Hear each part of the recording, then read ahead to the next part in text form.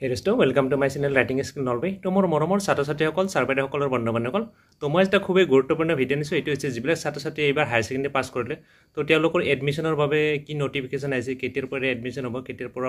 online কৰিব লাগিব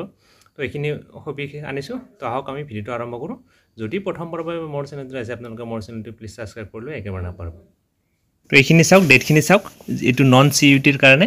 তো 11 এপ্ৰিল 2025 ৰ পৰা ইতিমধ্যে আৰম্ভ হৈছে ৰিজাল্ট নিদিয়াৰ পৰা আৰম্ভ হৈছে ৰেজিষ্ট্ৰেচন টু সমৰ্থ পোৰ্টেল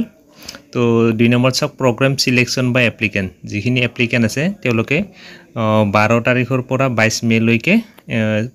প্ৰগ্ৰামটো সিলেক্ট কৰিব পাৰিব যে কি কোৰ্স লব কি কোৰ্স নলব বিএ লব নে বিএসসি লব এটো কোৰ্স সিলেক্ট কৰিব পাৰিব তো অনলাইন তো মোটামুটি 12 তাৰিখৰ পৰা কৰিলে ভাল হ'ব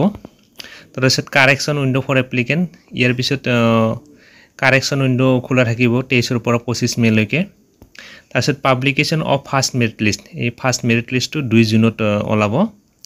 admission of first merit list এটো 4 ৰ পৰা 5 ৰ ভিতৰত এডমিশনটো হ'ব অনলাইনত এডমিশন হ'ব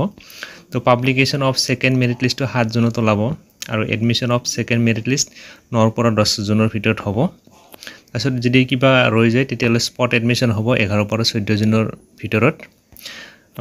কমেন্সমেন্ট অফ ক্লাसेस ক্লাস বিলাক 1 আগষ্টৰ পৰা 2025 ৰ এইটোত আৰম্ভ হ'ব এইখিনি আছিল নন সিইউটিৰ কাৰণে আৰু সিইউটিৰ কাৰণে ডেট এটা দিছে registration and program selection by applicant 5 ৰ পৰা 13 জুলাই 2025 লৈ হ'ব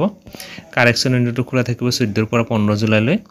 publication of first merit list 19 জুলাইত ওলাব admission of first merit list 21 ৰ পৰা 22 জুলাইৰ ভিতৰত হ'ব publication of second merit list 23 জুলাইৰ পৰা 23 জুলাইত হ'ব admission of second merit list 25 ৰ পৰা 26 জুলাইৰ ভিতৰত হ'ব spot admission both CUET and non CUET 29 to 31 জুলাইৰ ভিতৰত হ'ব আৰু কমেন্সমেন্ট অফ ক্লাसेस 1 আগষ্টৰ পৰা হ'ব তো এইখিনি আছিল এডমিশনৰ তাৰিখ তো হেমতে আপোনালোকে এডমিশনখিনি কৰিব অনলাইনখিনি কৰিব তো হেকত যদি ভিডিওটো ভাল লাগিলে আৰু হেল্পফুল বুলি ভাবিলে তেতিয়া হলে আপোনালোকে মোৰ চেনেলটো প্লিজ সাবস্ক্ৰাইব কৰি দিব একেবাৰে নাপাৰো তো আজিলৈ এৰিছো ধন্যবাদ জয় আই অসম